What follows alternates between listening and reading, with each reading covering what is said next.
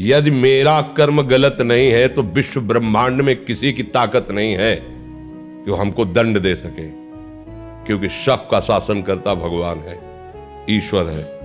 अगर कोई अपने तप का प्रभाव भी करना चाहे, मान लो तपस्वी है, तो बीच में आके खड़ा हो जाएगा। बिल्कुल वो भजन नहीं करता, पर वो निष्पाप है, उसने अपराध नहीं किए, तो किसी न किसी रूप में भगवान आके खड़े हो जाएंगे, उसकी रक्षा कर लेंगे। इसीलिए उनका एक नाम है ईश्वर।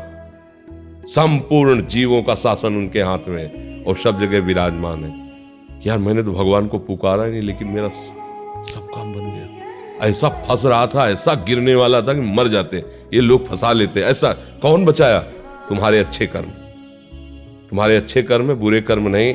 मैं तो फूंक फूंक कर पैर धर रहा हूं, जब से मुझे हो से कोई गलती नहीं हुई हमसे। हमारी दुर्दशा लोग कर रहे हैं, हमारी दुर्दशा इससे हो रही, उससे, कोई दूसरा नहीं है। बोले तुम्हारे कोई चक्कर है, ऊपरी चक्कर है। लोग ऐसे कहते हैं, वो अरे ऊपरी और भीतरी, केवल तुम्हारे कर्म का चक्कर है, दूसरा कोई नहीं है। वही कर्म भूत बन करके तुम्हें सताएगा, वही कर्म पितर बन करके, वही कर्म ग्रह बन करके सताएगा। कोई नहीं सता सकता। जो पे कृष्ण चरण मन अर्पित तो करी है का नवग्रह रंग माने भिखारी। ये भिखारी नवग्रह तुम्हारा बाल बांका भी नहीं कर सकते यदि कृष्ण चरणारविंद में चित्त लगाए हो। और सब ग्रह तुम्हारे अनुकूल है और प्रभु से तुम विमुख हो तो कोई तुम्हारी रक्षा नहीं कर सकता। तुम्हारे कर्म तुम्हें नष्ट कर देंगे। ये सिद्धांत सबकी समझ में नहीं आता है। अगर समझ में आ जाए तो भूल जाओ कि कोई पितर है, कोई भूत है, कोई प्रेत है। वही है, वही, दूसरा कोई नहीं है। वही तुम्हें दंड देने के लिए कभी भूत बन जाते हैं, कभी मृत्यु बन जाते हैं, कभी नाना प्रकार की घटनाएं बन जाते हैं। और इसीलिए उनका भजन करोगे तो असली रूप में आपको मिलेंगे।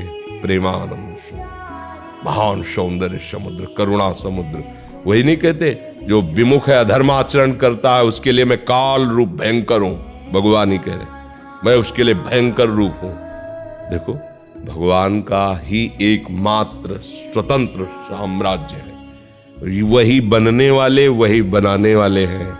बस सावधान होकर उनका भजन करो, कोई कुछ नहीं कर सकता। जब आप मान्यता करोगे कि पितर हैं, भूत हैं, तो उस रूप में मिल जाएंगे। जाकी रही भावना जैसी, वो आप बिल्कुल मान्यता हटा दो कि जो भी नाम रूप है हमारे प्रभु के ही हैं।